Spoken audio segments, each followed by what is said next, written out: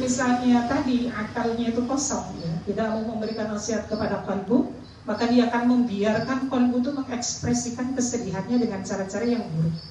Contohnya, cara yang buruk adalah protes pada ketentuan Allah.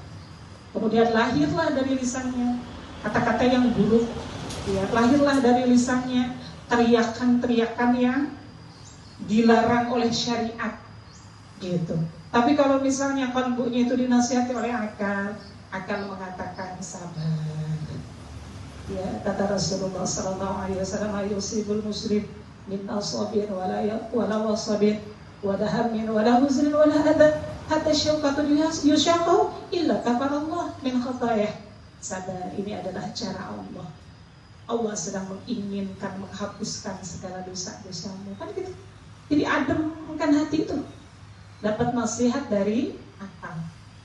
Nah, karena akal kita diperkaya oleh ilmu. Itu kita mau hasad sama orang, mau hasad sama orang, mau jengkel sama orang, mau kesal sama orang. Hasad itu kan artinya tidak suka orang dapat nikmat dari Allah. Kalau bisa nikmat itu hilang dari orang itu. Mau nikmat itu balik pindah ke saya atau enggak terserah, pokoknya asal nikmatnya hilang aja dari orang itu kan hasad. Bahayanya hasad begitu. Akhirnya nih hati dikasih nasihat nih sama akal. Kata akal, jangan hasad, nggak ada manfaatnya. Gitu ya. Hasad itu hanya akan membuat amal kita rusak. Ya, hasad itu hanya akan memakan segala kebaikan-kebaikan. Ingat kata Nabi, iyyakum wal hasad, innal hasada yaqulul hasanat kama ta'kulun naral hatab.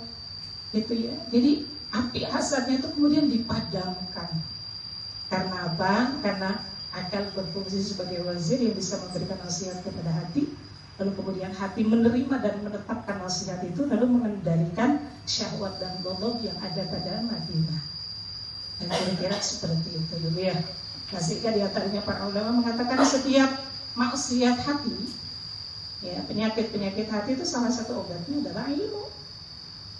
Selain doa ya, juga ilmu. Di antara ilmunya adalah mengetahui kemudaratan penyakit tersebut, mengetahui bahayanya penyakit tersebut. Seperti melihat orang yang sedang bermaksiat, lalu muncullah kibar, rasa sombong di dalam hati, merasa diri lebih baik daripada orang lain. Kan gitu ya, kalau kita melihat orang lain yang mungkin tidak sesoleh kita gitu ya, anggapan kita, maka kita merasa diri kita better ya, lebih baik dari orang itu. Padahal definisi sombong adalah gamtun nas, batarul haq wa gamtun nas, merendahkan orang. Gitu. Kata Nabi, la yadkhulul jannah man fi qalbihi mithqalu dzarrah min kibrin. Enggak akan masuk surga, kata Nabi, orang yang di dalam hatinya ada kibir meskipun cuma sebesar darah. Darah itu kalau hari ini mungkin bisa dimaknai seperti atom, ya kan, partikel terkecil kan, gitu dari makhluk. Jauhannya itu kan atom. Kalau dilihat harus menggunakan kaca pembesar. Ada itu saja dalam hati kita, ini kibir, sombong. La yadkhulul jannah, membuat dia tertolak untuk masuk surga. Biasanya gamtunas, ngerendahin orang. Lalu kemudian akal tuh memberikan nasihat gitu ya. Emang kamu juga baik. Emang kalau dalam keadaan seperti itu kamu pun bisa terhindar dari keburukan. Emang kamu tahu gimana akhir hidup orang itu? Kok kamu merasa diri kamu lebih baik daripada orang itu? Gitu. Ya, dikasih nasihat-nasihat yang baik, sehingga kemudian hati menetapkan yang baik. Tapi ibu sekalian, kalau misalnya hati itu dibiarkan, gak dikasih masukan-masukan yang baik, akhirnya hati lemah. Hati lemah sebagai pemimpin, maka dia tidak bisa mengendalikan syahwat dan ghadab. Justru hati itu dikendalikan oleh syahwat dan ghadab. Inilah orang yang hamqa, kata Nabi, di bawahnya tadi wal ahmaq, dan orang hamqa itu kebalikan dari kayis. Kalau kayis cerdas, kalau hamqa itu artinya dungu. Ya, hamqa itu artinya dan dungu. Adapun orang dungu, manittaba'a hawa, adalah orang yang selalu memperturutkan keinginan syahwatnya.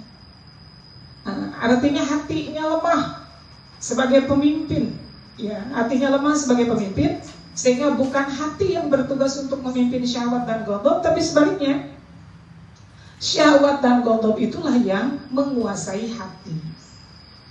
Sehingga kemudian hidup orang tersebut hanya dalam urusan memperturutkan hawa nafsunya, diperturutkan terus hawa nafsunya, ya. Kemudian wa tamanna 'ala Allah Ta'ala al-amani, berangan-angan, ya, berangan-angan